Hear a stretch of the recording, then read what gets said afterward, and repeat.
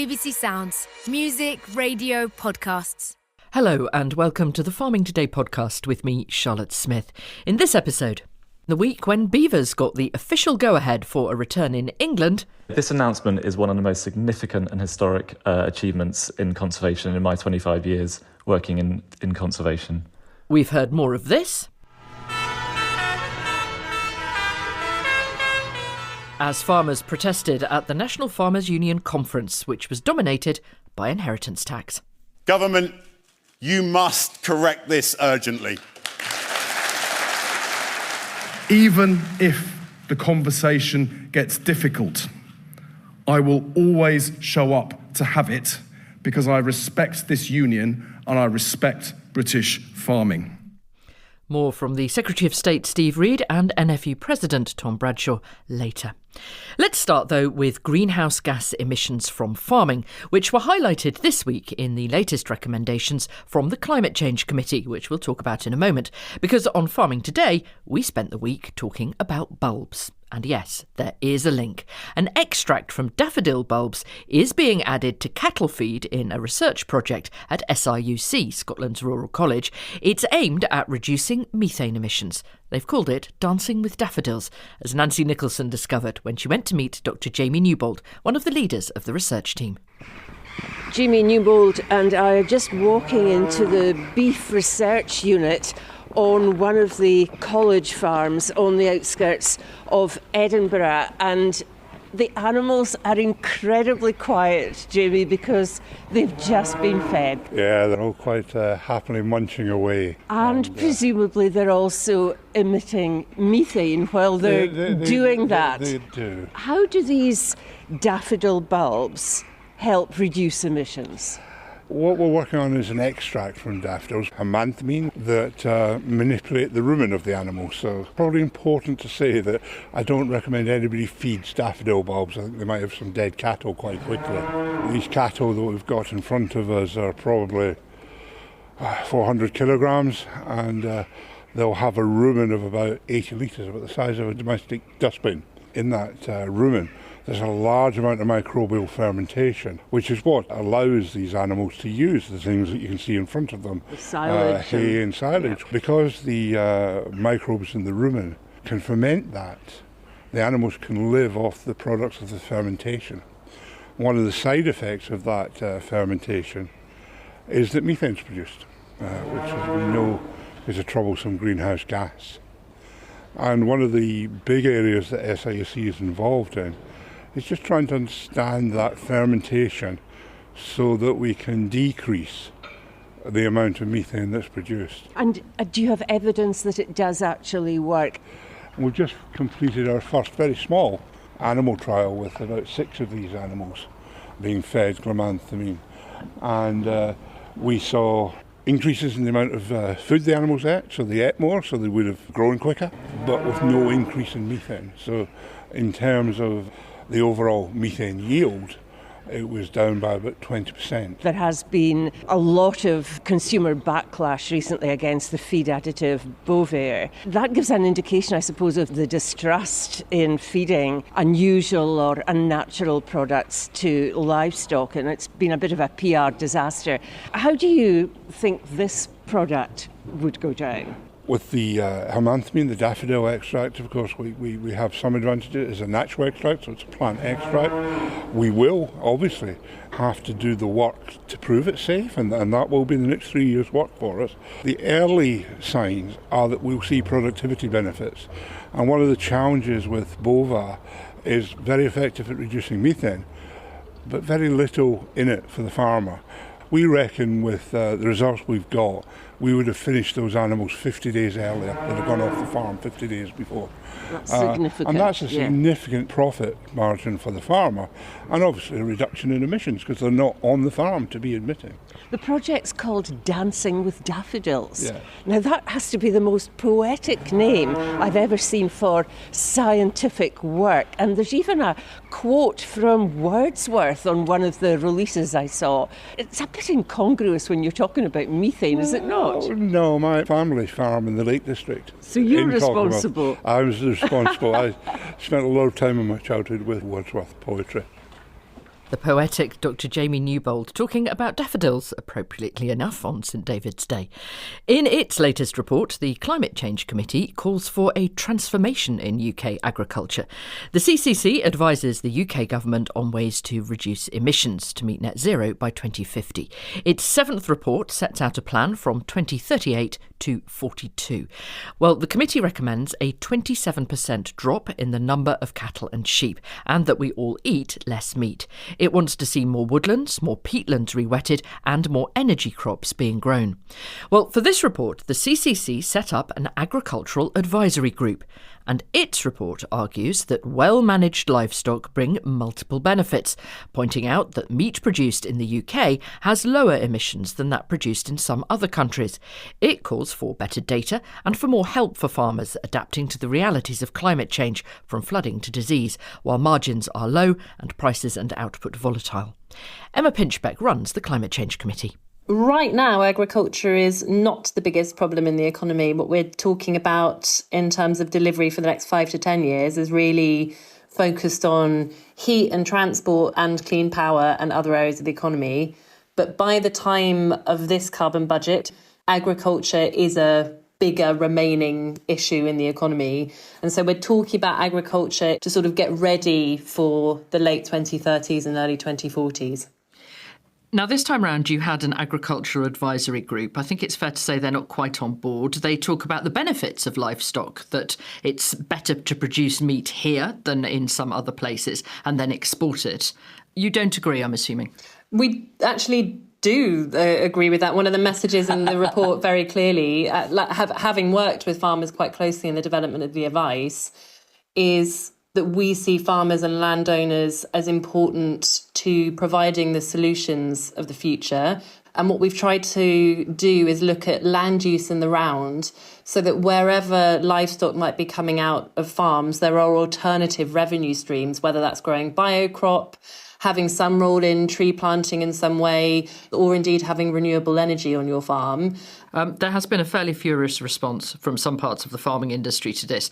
The Tenants Farmers Association highlighted that agriculture produces 12% of the UK's emissions, but it uses 70% of the land, and it doesn't think you've taken that sort of balance into account enough. What I will say is we have really genuinely tried to consider things in balance. For livestock, for land use overall, things like crop production, biocrops, but also crops of food. In our numbers, food production from the UK stays the same. So we've tried to keep food security as it is and to keep the same balance of imports and exports. I suppose by the time we get to 2038, we've done the easy things. So in lots of different sectors of the economy, we're making difficult decisions at this point. Absolutely that. And in the report, for agriculture and for aviation and shipping and some other sectors of the economy that are trickier, we're more agnostic about some of the solutions coming forward, because there are things that will emerge that will surprise us, that will help all of this over the next 10 years. What we've got to do, though, is come up with at least a credible pathway for being able to say to government, we're confident you can get this level of emissions out of the economy. Although they hate being lumped in with aviation, as they will no doubt be shouting at the radio right now, you don't need to fly, but you do need to eat. I think a really good change in our analysis is we are specifically not doing that. So we are treating land use as an entire sector, and we're actually saying to the aviation industry, they need to clean up their own mess and they should be responsible for investing in expensive offsetting technologies like greenhouse gas removals, whereas farmers, who are stewards of the land, should be the people that get to do tree planting, peatland restoration, soil restoration, and they should be the ones rewarded for doing so, because that helps them with then the changes to livestock numbers. Emma Pinchbeck from the Climate Change Committee. The government's allowing the reintroduction of beavers into the wild in England. Up till now, they've only been allowed to be released into enclosures, though there have also been some illegal releases. Wildlife groups will need a licence, and to get that, they'll need a 10-year plan showing the impact beavers are expected to have. The National Farmers Union has argued that farmers should be able to kill beavers should they end up in the wrong place. Well, Nick Bruce-White is from the Devon Wildlife Trust. This announcement is one of the most significant and historic achievements in conservation in my 25 years working in conservation. What the government is doing is two very significant things, really. So firstly, it's announcing a strategy to licence the wild release of more beavers in England. The wild release, not release into enclosures, as has been the case previously. This will be wild release of beavers, which has only hitherto happened in Devon, in a river otter, 10 years ago. And the other thing the government are doing significantly is they're acknowledging the fact that there are a number of wild populations already across England, around 50 in total, in actual fact, that have arrived in the country for a variety of reasons. But the government is acknowledging their existence and supporting those wild populations and potentially supporting the expansion of those existing wild populations. What impact are you expecting that we will see because of this? Well, so here in Devon, we ran the River Otter Beaver Trial, which started about 10 years ago and successfully concluded about 5 years ago. And that was under close scrutiny from DEFRA and other stakeholders, with very keen evidence gathered through the University of Exeter. And what that River Otter Beaver Trial did was a number of things. So firstly, it was to gather evidence of the benefits of beavers. So what are beavers doing to our landscapes? These are keystone species. So some of those positive benefits that we know we've seen from the Devon trials are significant flood risk benefits. So we see on average up to a 30% reduction in flood peaks downstream of beaver dams. Other water benefits, so water quality improvements you tend to get from beaver dams, and you see significant reductions in sediment loading and nutrient loading in watercourses downstream of beaver dams. You get improved drought resilience, so these beaver wetlands are like sponges and they hold back water, which is great for keeping areas damp when we have these very dry summers now. And of course, fantastic biodiversity benefits. So we've lost the vast majority of our wetlands in England over the last century, and beavers create these amazing wetlands for free. I mean, I was at a beaver wetland a few days ago, and there were barn owls there and water rails and kingfishers. There is a but here, though, isn't there? I've been on farms in Scotland where beavers have caused the collapse of riverbanks. They have had a real impact on those farms. And so many farmers are very, very nervous about this news. One of the things that comes with the government's announcement is an obligation for a 10-year plan when beavers are released, and that 10-year management plan needs to include beaver management groups. So in Devon, we ran and still do run a very effective beaver management group. And what that does is that liaises with landowners and farmers who are potentially affected by beavers, and it helps them learn what they might need to do, how they might need to adapt, and where necessary, introduce some degree of mitigation. And those mitigations can be very simple things such as tree guards, or maybe lowering the height of a dam under licence, or even on occasion we've done things like introduce pipes to help divert water. But a key thing here really is boots on the ground. So these beaver management groups involve people from teams like ours at Devon Wildlife Trust who have trusted relationships with landowners and farmers, and they work together to work through solutions to beavers. We found in Devon that we can always work through those issues. At the National Farmers Union conference earlier this week, President Tom Bradshaw said that they should be able to lethally control beavers, to kill beavers, if they are in the wrong place. What do you make of that?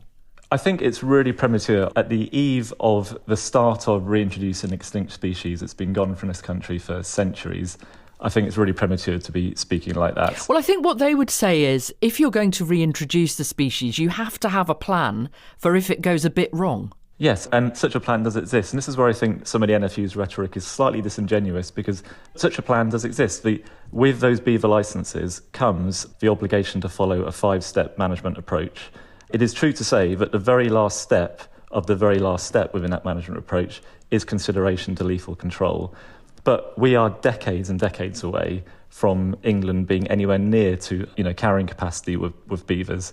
So we don't foresee any need for that for decades, if indeed ever. Nick Bruce-White from the Devon Wildlife Trust. Well, this week saw farmers back in Westminster, this time for the National Farmers Union's conference. The Secretary of State for the Environment, Food and Rural Affairs, Steve Reed, spoke and used his speech to make a few announcements, but as he acknowledged, not the one farmers wanted to hear on inheritance tax.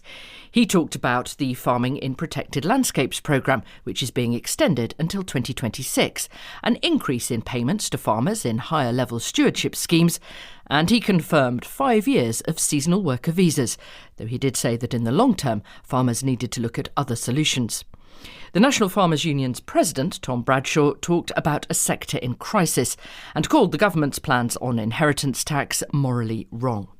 Just to recap, the plan is that from April next year, inherited farms and other agricultural assets worth more than £1 million will be liable to inheritance tax at 20%. Inheritance tax for other assets is 40%. The government says a farming couple could pass on around £3 million tax-free. The number of farms affected by this is disputed, but Tom Bradshaw told me the government doesn't understand how challenging the situation in farming really is. They really need to get a grip of just how severe the challenges are today. I mean, there were elements of the speech that in peacetime I think would be very welcome. But the shadow hanging over us is the IHT changes that they've made. In peacetime, does that mean you're at war?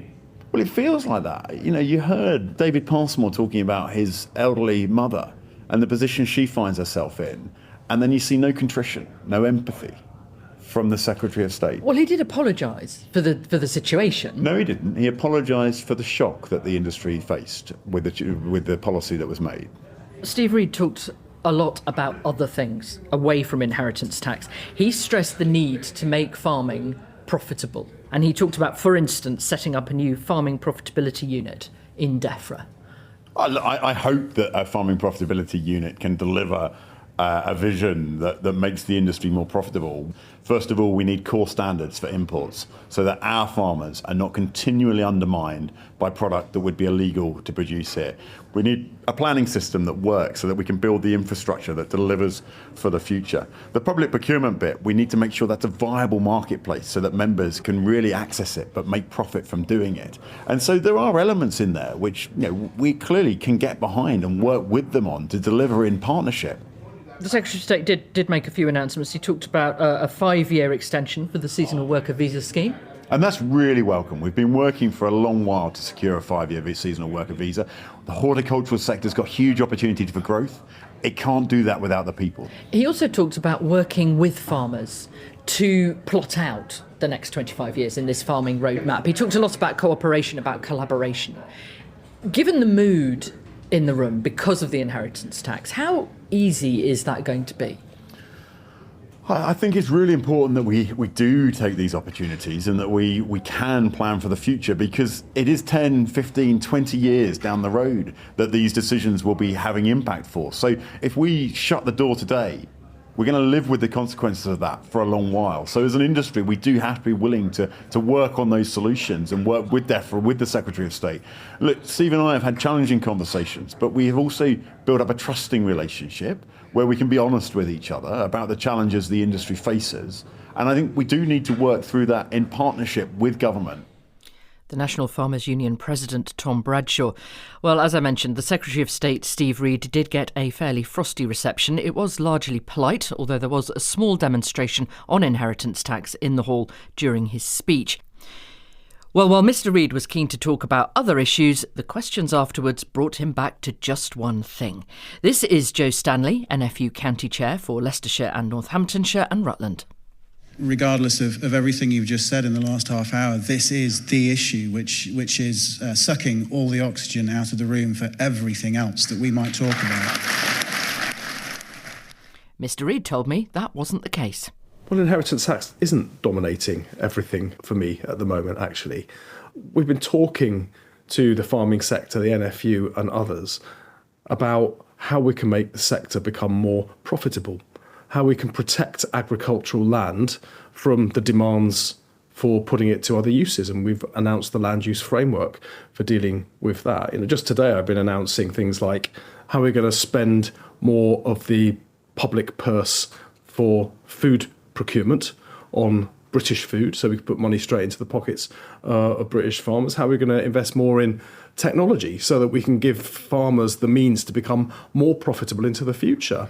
And yet, when you come to a farming conference, the questions, the tone, it's all dominated by this one issue. Particularly, and it came up again and again today, the older farmers who feel that they don't have time to plan for a system that has changed under their feet.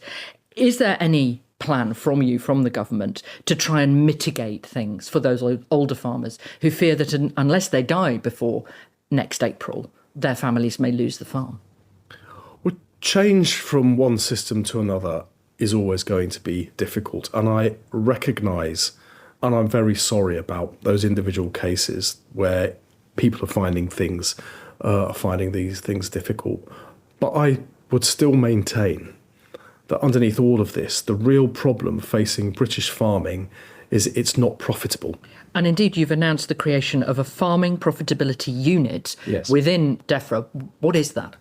What I want to have is a unit that will be working with the sector. They will be intimately involved in the work that we do to make sure that DEFRA is stretching every single limb that we have to make farming profitable. Many might think it's pretty simple. For farmers to be profitable, or in some cases more profitable, then supermarkets and probably consumers need to pay more for food.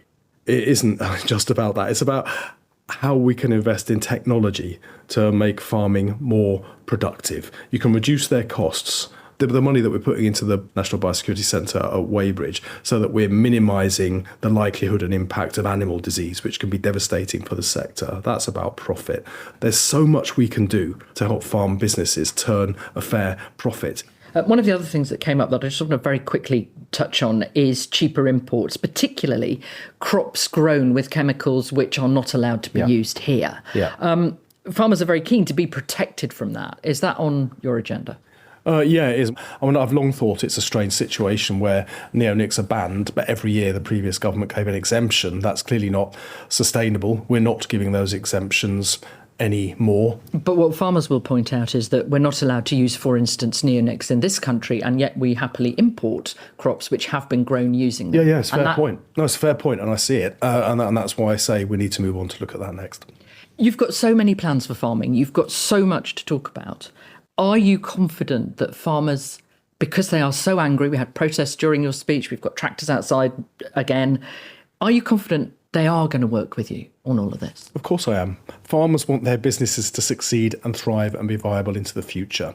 When we're talking about the farming roadmap, how we manage the transition in a way that is just and fair to every single farmer, the land use framework, how we protect agricultural land, all farmers are interested in that. It's their business, it's their livelihood, and I'm going to use the role that I've got to support them. DEFRA Secretary Steve Reed. Well, let's round off today with a bit of tradition and competition. It's the European Ploughing Championships this weekend, and they're being held in Retford in Nottinghamshire. Yorkshire farmer John Hill is a champion ploughman and one of the organisers.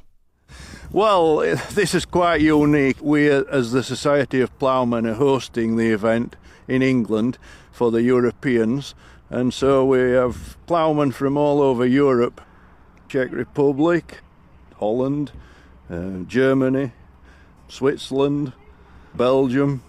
And what are they aiming to do? What do you have to do to win? It's a case of precision and having their equipment absolutely tuned to perfection on the day, and dealing with the conditions that are put in front of them. It's got to be very straight. Straightness is paramount, and then evenness of furrows. Basically very eye-catching for the judges to see. And how are the conditions? Perfect. For once. How much skill is there in ploughing these days, given that tractors are so advanced now and can do so much for you? Well, tractors on the farm are very advanced now with all the GPS and electrical helpers on the tractors. We ban all satellite communication, so they've got to get straight by driving themselves up the sighting poles rather than using the satellites to drive it for them. So it's bringing back the experience of the ploughman himself. Is this more nostalgia than a skill that anybody really needs in farming at the minute? Well, it's something that's, I'm a farmer and we still plough. Ploughing at the minute is one of those dirty words in farming. It's all min-till and regenerative farming. But I think the plough has been here for thousands of years, and it can't be too wrong. Farming goes in phases, and I think eventually ploughing will come back onto farming. This is just the ultimate. This is what we as ploughmen used to achieve when we were going out every day, and it was who was the best man, and then it's materialised from there. Are you competing this weekend, John? No, I wish I was. I'm an ex-competitor getting older now. But I look at these young ones and I do envy them. I think, oh, I wish I could have another go. You're in charge. You can do what you like. Well, actually, it's an easier job ploughing, I think, than trying to organise it. John Hill there at the European Ploughing Championships. That's it from us. I'm Charlotte Smith. The producer is Rebecca Rooney. And Farming Today this week is a BBC Audio Bristol production.